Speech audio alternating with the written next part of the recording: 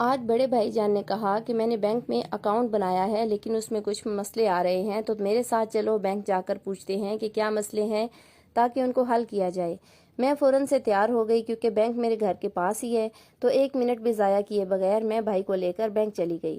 Bank پہنچے تو معلوم ہوا کہ بینک والے تو ہماری اس مسئلے میں کوئی ہیلپ نہیں کر سکتے، کیونکہ انہوں نے کہا کہ آپ ہیلپ لائن پر کال کریں۔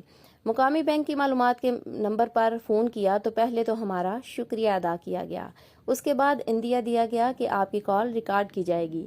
پھر کہا گیا اردو کے لیے 1 دبائیے۔ ہم نے تعامل نہ کیا، فوراً ایک صاحبزادے گویا ہوئے، "this is Kamran, how can I help you?" ہم نے ان سے کہا، "میاں صاحبزادے، ہم نے تو اردو کے لیے 1 دبائیے پر عمل کیا ہے، اس کے باوجود یہ انگریزی۔" فرمانے لگے، "جی بولیے۔" ہم نے کہا، "بولتے تو جانور بھی ہیں، انسان تو کہتا ہے۔" جواباً ارشاد ہوا، "جی کہیے۔" ہم نے کہا، "ہم کہہ دیتے ہیں، مگر آپ کو اخلاقاً کہنا چاہیے تھا کہ فرمائیے۔"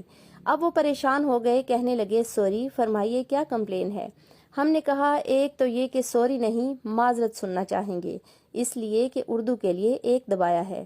دوسری بات یہ کہ کمپلین نہیں، شکایت، اس لیے کہ اردو کے لیے 1 دبایا ہے۔ اب تو سچ مچ پریشان ہو گئے اور کہا، "سر میں سمجھ گیا، آپ شکایت بتائیں۔"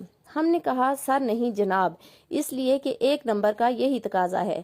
شکایت سننے کے بعد کہا، "جی ہم نے آپ کی شکایت نوٹ کر لی ہے، اسے کنسرن ڈپارٹمنٹ کو فارورڈ کر دیتے ہیں۔" ہم نے کہا، "کیا؟" تو واقعتاً بھوکلا گئے۔ ہم نے کہا، "شکایت نوٹ نہیں بلکہ درج کرنی ہے اور متعلقہ شعبہ تک پہنچانی ہے، اس لیے کہ ہم نے اردو کے لیے 1 دبایا ہے۔" کہنے لگے، "جناب میں سیٹ سے اٹھ کر کھڑے کھڑے بات کر رہا ہوں، آپ نے اردو کے لیے 1 نہیں ہمارا گلا دبایا ہے۔" ہم نے کہا، "ابھی کہاں دبایا ہے، آپ سیٹ سے کیوں اٹھے، آپ کو نشست سے اٹھنا چاہیے تھا، پتہ نہیں ہے آپ کو، ہم نے اردو کے لیے 1 دبایا ہے۔" کہنے لگے، "اب میں رو دوں گا۔" ہم نے کہا، "ستم ظریفی یہ ہے کہ آپ کی گفتگو اور ستھرا لہجہ بتا رہا ہے کہ آپ کا تعلق اردو گفتار گھرانے سے ہے، مگر کیا افتاد پڑی ہے آپ پر کہ منہ ٹیڑھا کر کے اپنا مذاق بنوا رہے ہیں۔" کہنے لگے، "میرے باپ کی توبہ!"